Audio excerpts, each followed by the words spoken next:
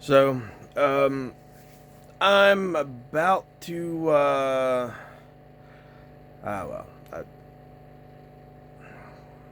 I was going to put Never Back Down out, publicize it so everybody can have it. Yeah, give it out free. Um, but I didn't. And the reason why, is because, well, it's been really busy. Um, But that being said, somebody wanted me to, make a video. So I don't know. There's really not much to make a video about. I'm a whole lot going on. I'm still writing, researching, doing a bunch of stuff. Um, well, and then it occurred to me. When you read Never Back Down, you're gonna read this thing where I'm talking about there is a fantasy element to all martial arts. I'm gonna address that on YouTube. I think it'll be a fun little aspect to have. All right, now of course there's a huge fantasy element in ninjutsu because, you have to learn your secret ninja techniques from the official Japanese connected school next to the fucking bail bondsman and cash for gold place at a strip mall. Because how else are you gonna learn secret ninja techniques? Yeah.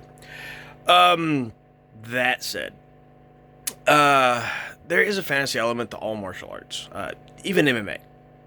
I see people being like, "What? Fantasy element to MMA?" But hear me out.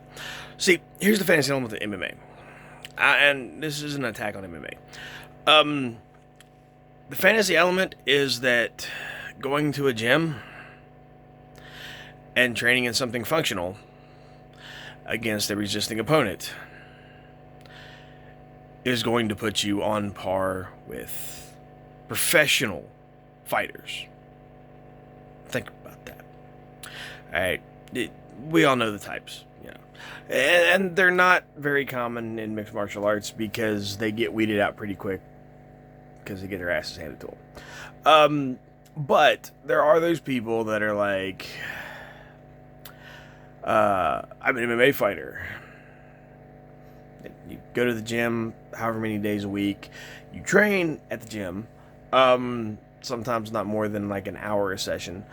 And that's it. Now, a professional MMA fighter, like a professional boxer, those guys are training 40, 50, 60, 80 hours a week because that is their job.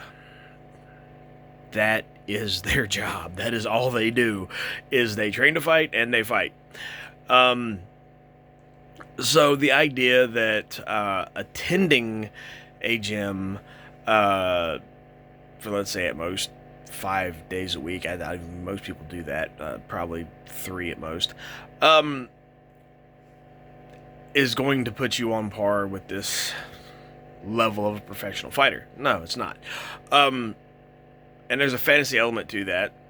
It's like, little league kids pretending that they're fucking playing in the World Series or professional baseball teams, wearing jerseys and stuff like a professional baseball team. Basic same concept. That's not to say that it's not going to teach you effective skills. It's not going to say that the training you do is going to be better than contactless training, shall we say? So we have contactless payment. We have these ideas that you can't learn, can't develop without a bunch of stuff. Man, I'm looking at my beard and it's like horribly shaggy. But it was minus 14 the other day. And, guys didn't show up for work. In fact, it was like we had the most amount of people on the green chain yesterday. 4, and I was one of them. And then we went down to 3. So I bring that up now. Oh God, when you read Never Back Down, you're gonna find this really interesting thing where I start talking shit about ninjutsu.